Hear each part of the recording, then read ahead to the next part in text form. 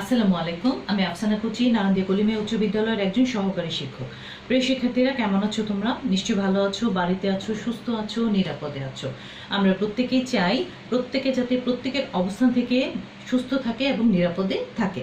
তো শিক্ষার্থীরা, পড়াশোনা তোমাদের কেমন চলছে? নিশ্চয়ই ভালো চলছে। যেহেতু সরকার বিদ্যালয় বন্ধ থাকা সত্ত্বেও অনলাইনের মাধ্যমে তোমাদেরকে পাঠদানের ব্যবস্থা করে দিচ্ছে, সেহেতু তোমাদের পড়াশোনা বন্ধ করে রাখাটা ঠিক হবে না। তারই পরিপ্রেক্ষিতে তিতাস অনলাইন স্কুল নামে একটি পেজ খোলা হয়েছে, যেখানে তিতাসের বিভিন্ন স্কুলের শিক্ষকগণ নিয়মিত তোমাদেরকে বিভিন্ন বিষয়ের উপর পাঠদান করে যাচ্ছে। আশা করি এই পাঠদানগুলো তোমাদের পড়াশোনার ক্ষেত্রে সহায়ক ভূমিকা পালন করবে। তো শিক্ষার্থীরা, চলো আজকে আমি আমাদের পড়াশোনায় চলে যাই। আজকে আমি নবম শ্রেণীর জীববিজ্ঞান বিষয়ের উপর একটি ক্লাস নিব এবং আজকে আমি পড়াবো অধ্যায় 2-এর একটি টপিক, যে টপিকটির নাম হচ্ছে পেশি টিস্যু। পেশি টিস্যু কি?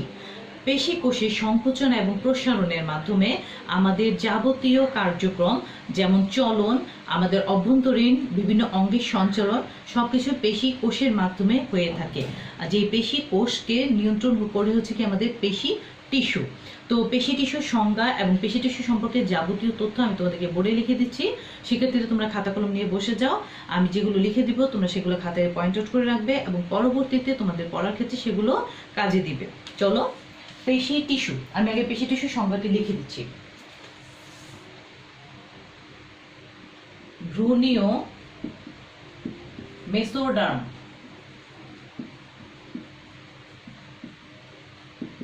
থেকে উৎপন্ন সংকোচন ও প্রসারণশীল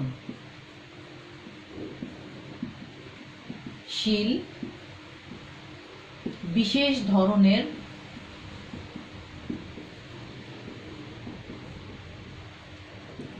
টিস্যুকে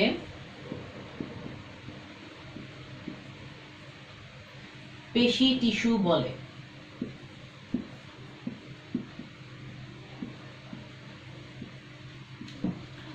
শিক্ষার্থীরা খেয়াল করো, ভ্রূণীয় মেসোডার্ম, যখন কোনো প্রাণী ভ্রূণ অবস্থায় থাকে, মেসোডার্ম, মেসো মানে হচ্ছে মাঝখান এবং ডার্ম মানে হচ্ছে ত্বক, অর্থাৎ মাঝখানের ত্বক থেকে উৎপন্ন সংকোচন এবং প্রসারণশীল, সংকোচন মানে বন্ধ এবং প্রসারণশীল মানে খুলে যাওয়া বিশেষ ধরনের টিস্যুকে পেশি টিস্যু বলা হয়ে থাকে।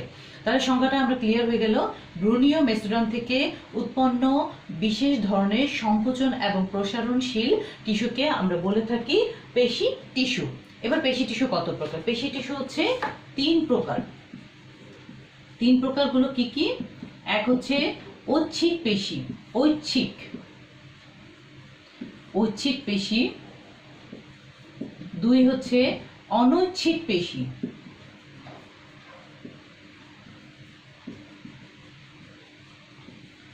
এবং 3 হচ্ছে হৃৎপেশি।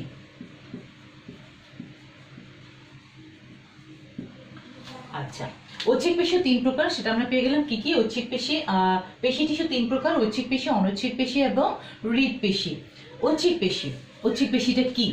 ঐচ্ছিক পেশি হচ্ছে থাকে আমাদের অস্থিতন্ত্রের মধ্যে, অর্থাৎ হাত এবং পায়ের মধ্যে থাকে, এবং এগুলো আমাদের নিজেদের ইচ্ছা অনুযায়ী সংকুচিত এবং প্রসারিত হয়।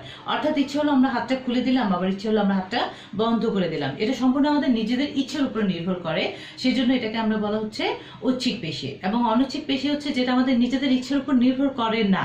সেটা সাধারণত হতে পারে আমাদের রক্তের সঞ্চালন, আমাদের পৌষ্টিকতন্ত্রের বিভিন্ন কার্যক্রম, এগুলো তাদের নিজের ইচ্ছা অনুযায়ী চলে। যেমন অনৈচ্ছিক পেশি হচ্ছে, যেমন আমরা এইমাত্র কিছু খাবার খেলাম, খাবার খাওয়ার পরেই যদি আমাদের সামনে খুব মুখরোচক খাবার আসে, আমরা কিন্তু সেই খাবারটিকে খেতে পারবো না। কারণ এই খাবারটি খেতে হলে আমাদের যে খাবারটা আমরা খেয়েছি কিছুক্ষণ আগে, সেই খাবারটিকে হজম করার জন্য সময় দিতে হবে।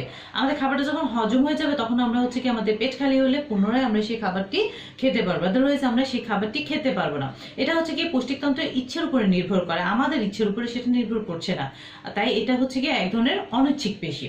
হৃৎপেশি, হৃৎপেশি কি আমাদের হৃৎপিণ্ডের চারপাশে এক ধরনের পেশি থাকে, এটাও এক ধরনের অনৈচ্ছিক পেশি, এটাকে বলা হচ্ছে হৃৎপেশি। তো শিক্ষার্থীরা, পেশি টিস্যু কি, পেশি টিস্যু কত প্রকার সেটা আমরা পেয়ে গেছি। আমি আবার একটু বলে দিচ্ছি, তোমরা খেয়াল করে শুনে নাও।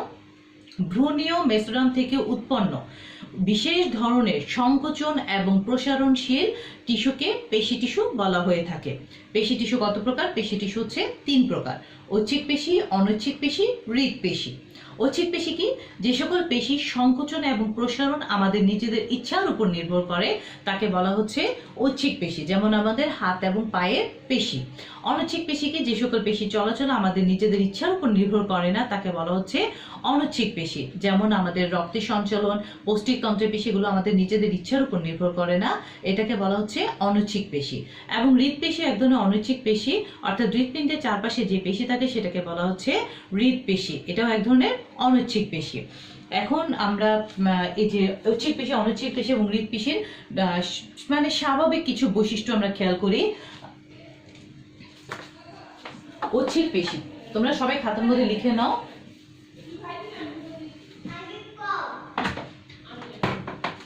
ঐচ্ছিক পেশি, ঐচ্ছিক পেশির প্রথম যে বৈশিষ্ট্য সেটা হচ্ছে কি? এটা তার নিজের ইচ্ছানুযায়ী সংকুচিত ও প্রসারিত, ইচ্ছানুযায়ী সংকুচিত ও প্রসারিত। ঐচ্ছিক পেশির প্রথম বৈশিষ্ট্য হচ্ছে এটা ইচ্ছানুযায়ী সংকুচিত এবং প্রসারিত। তারপর হচ্ছে 2 নম্বর বৈশিষ্ট্য হচ্ছে এগুলো দেখতে কিরকম? নলাকার।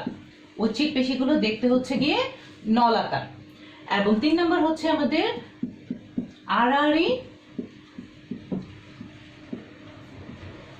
আড়াআড়ি দাগ যুক্ত। ঐচ্ছিক পেশিটা হচ্ছে কি আমাদের দেখতে কিরকম? আড়াআড়ি দাগ যুক্ত। তাহলে ঐচ্ছিক পেশিটা হচ্ছে গিয়ে ইচ্ছানুযায়ী, অর্থাৎ প্রাণীর ইচ্ছানুযায়ী সংকুচিত এবং প্রসারিত হচ্ছে, আর এটা দেখতে হচ্ছে গিয়ে নলাকার এবং আড়াআড়ি ভাবে এটা দাগ যুক্ত থাকবে। তোমাদের বইয়ের মধ্যে এটা একটা চিত্র দেয়া আছে, তোমরা একটু খেয়াল করে দেখবে। এই যে তোমাদের পৃষ্ঠা হচ্ছে গিয়ে 38 পৃষ্ঠায় তোমাদের চিত্রটা দেয়া আছে। ঐচ্ছিক পেশি হচ্ছে কি দেখতে তোমাদের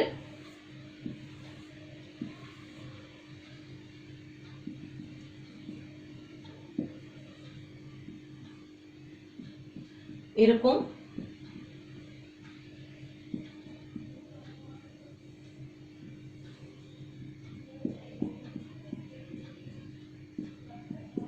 আচ্ছা, ঐচ্ছিক পেশি তাহলে দেখো, ঐচ্ছিক পেশি হচ্ছে কি নলাকার, আমরা পেয়ে গেলাম। ঐচ্ছিক পেশি হচ্ছে কি দেখতে নলাকার এবং আড়াআড়ি ভাবে এটা তোমাদের দাগ যুক্ত থাকবে।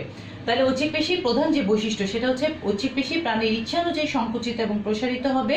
তারপর হচ্ছে এটা দেখতে নলাকার হবে এবং এটার মধ্যে আড়াআড়ি দাগ যুক্ত থাকবে। এবার আসো অনৈচ্ছিক পেশি।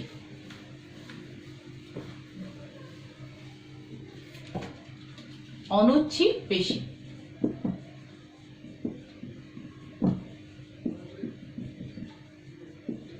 অনৈচ্ছিক পেশির প্রধান বৈশিষ্ট্য কি? এটা ইচ্ছানুযায়ী সংকুচিত এবং প্রসারিত হয় না। ইচ্ছানুযায়ী সংকুচিত ও প্রসারিত হয় না। এটা দেখতে কিরকম? এটা হচ্ছে মাকু আকৃতির, আর এটার মধ্যে হচ্ছে আড়াআড়ি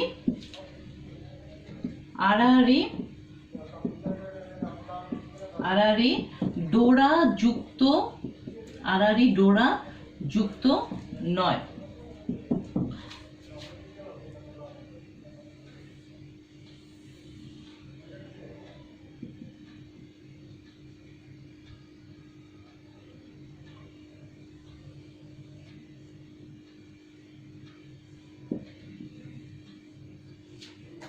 অনৈচ্ছিক পেশি আমরা কি পেলাম? অনৈচ্ছিক পেশি হচ্ছে প্রাণীর ইচ্ছা অনুযায়ী সংকুচিত এবং প্রসারিত হবে না, সে তার ইচ্ছা মতো চলবে এবং এটা হচ্ছে কি দেখতে মাকু আকৃতির, আমরা এটা আকৃতি পেলাম, এবং আড়াআড়ি ডোরাযুক্ত থাকবে না, যেটা ঐচ্ছিক পেশির সম্পূর্ণ বিপরীত। ঐচ্ছিক পেশি আমরা কি পেলাম? প্রাণীর ইচ্ছা অনুযায়ী সংকুচিত প্রসারিত হয়। অনৈচ্ছিক পেশি প্রাণীর ইচ্ছা অনুযায়ী সংকুচিত প্রসারিত হয় না। ঐচ্ছিক পেশি দেখতে নলাকার আর অনৈচ্ছিক পেশি দেখতে হচ্ছে গিয়ে মাকু আকৃতির, এবং ঐচ্ছিক পেশি হচ্ছে গিয়ে আড়াআড়ি ডোরাযুক্ত থাকে, কিন্তু অনৈচ্ছিক পেশি হচ্ছে আড়াআড়ি ডোরাযুক্ত থাকবে না। এবার 3 নম্বরটাতে চলে আসো, হৃদপেশি।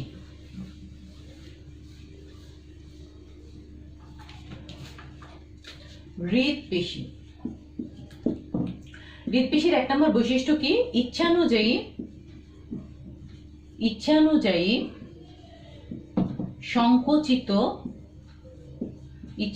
সংকুচিত ও প্রসারিত হয় না। ইচ্ছানুযায়ী সংকুচিত এবং প্রসারিত হয় না, এটাও দেখতে নলাকার। এবং 3 নম্বর বৈশিষ্ট্য হচ্ছে আড়াআড়ি ডোরা যুক্ত হয়। আড়াআড়ি ডোরা যুক্ত হয়।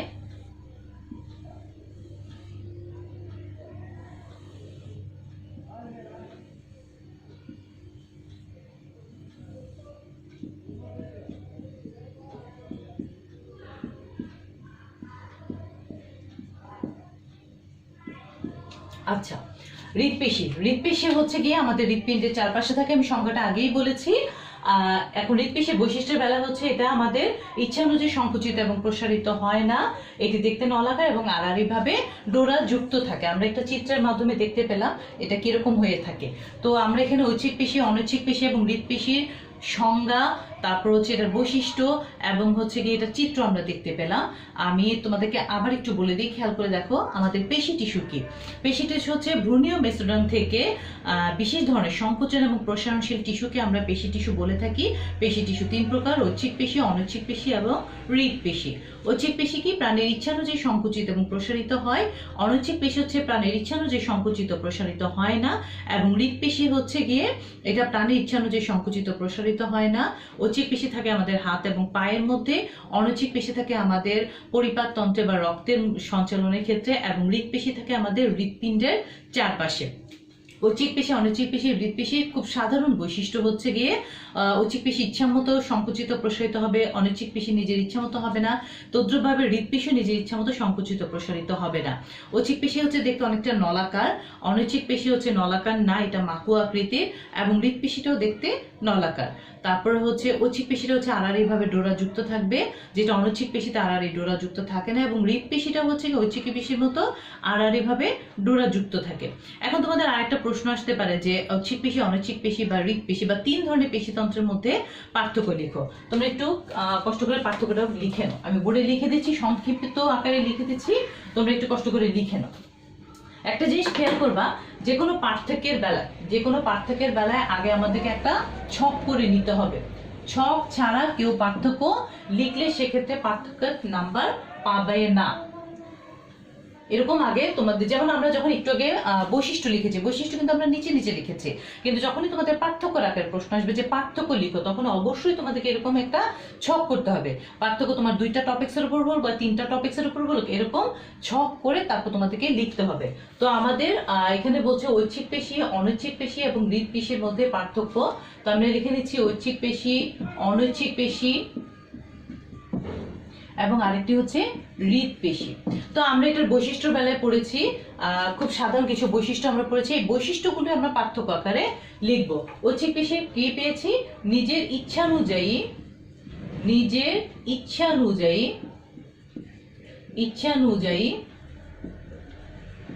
সংকুচিত ও প্রসারিত। আর অনৈচ্ছিক পেশি কি? নিজের ইচ্ছানুযায়ী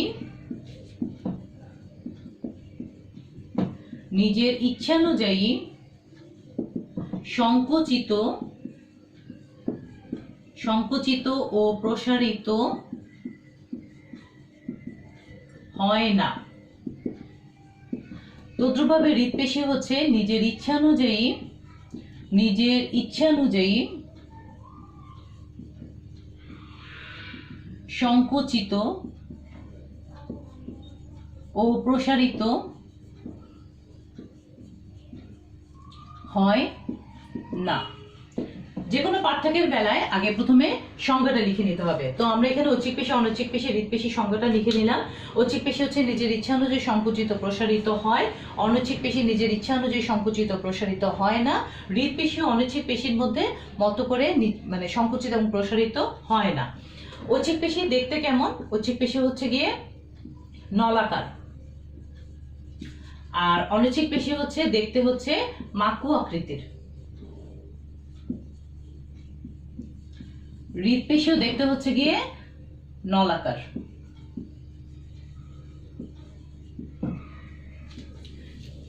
3 নম্বর পার্থক্য হচ্ছে আড়াআড়ি দাগ যুক্ত, আর এটাতে হচ্ছে আড়াআড়ি দাগ থাকে না। এটা হচ্ছে গিয়ে আড়াআড়ি দাগ যুক্ত।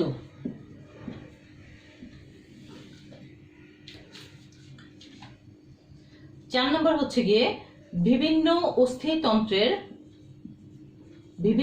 অস্থিতন্ত্রের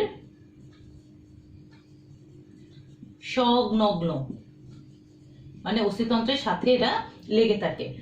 আর এটা হচ্ছে গিয়ে অনুচ্ছেদ পেশি হচ্ছে তোমার হচ্ছে থাকবে হচ্ছে গিয়ে রক্তনালী ও পৌষ্টিক নালীতে।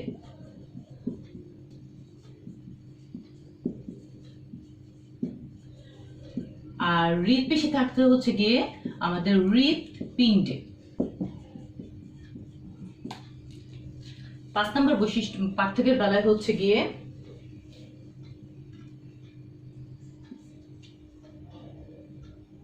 অস্থির নড়াচড়া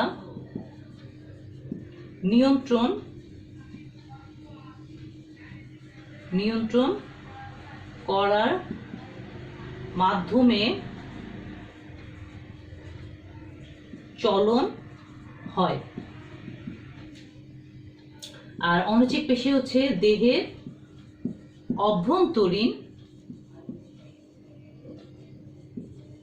অভ্যন্তরীণ অঙ্গাদির সঞ্চালনে অংশ নিয়ে থাকে।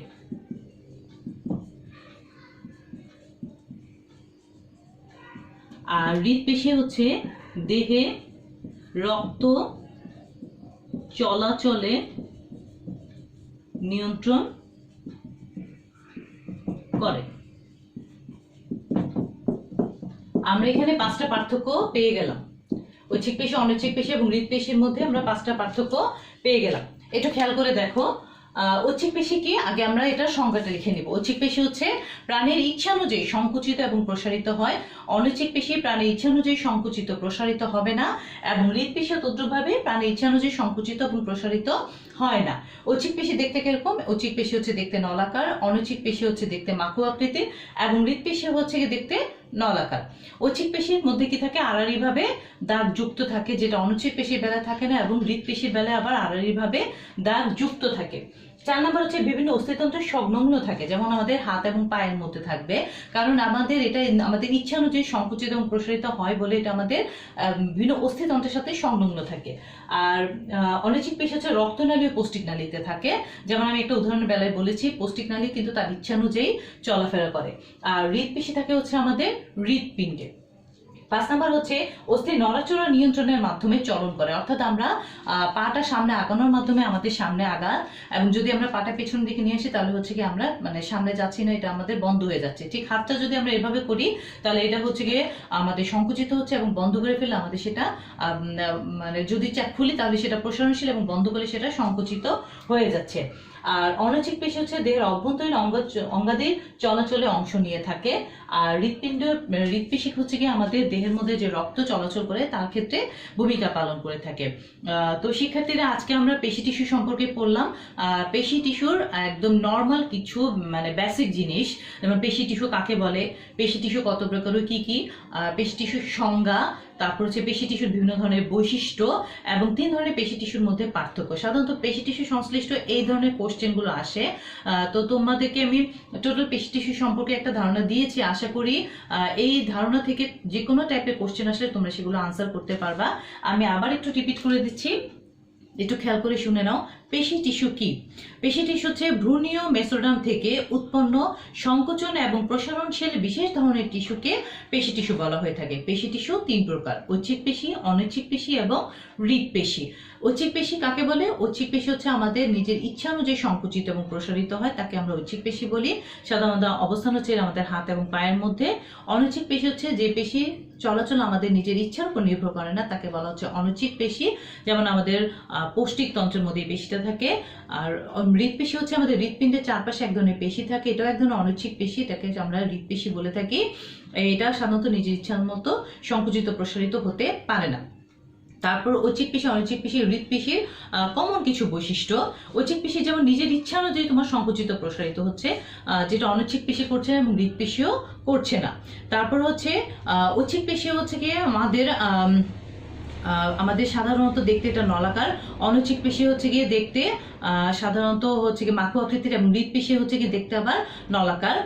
ঐচ্ছিক পেশি আমাদের সাধারণত আড়াআড়ি ডোরাযুক্ত থাকে, অনৈচ্ছিক পেশিতে আড়াআড়ি ডোরাযুক্ত থাকে না এবং হৃৎপেশিতে আড়াআড়ি ডোরাযুক্ত থাকে।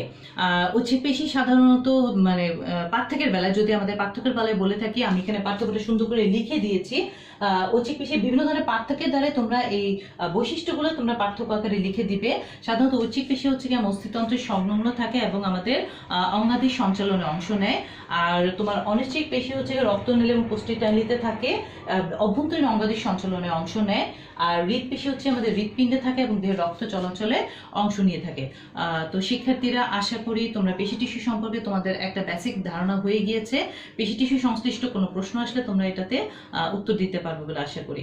তো নিয়মিত তোমরা পড়াশোনা চালিয়ে যাও, ভালো থাকো, সুস্থ থাকো, প্রত্যেকের জন্য দোয়া করো, সেই কামনায় আল্লাহ হাফেজ।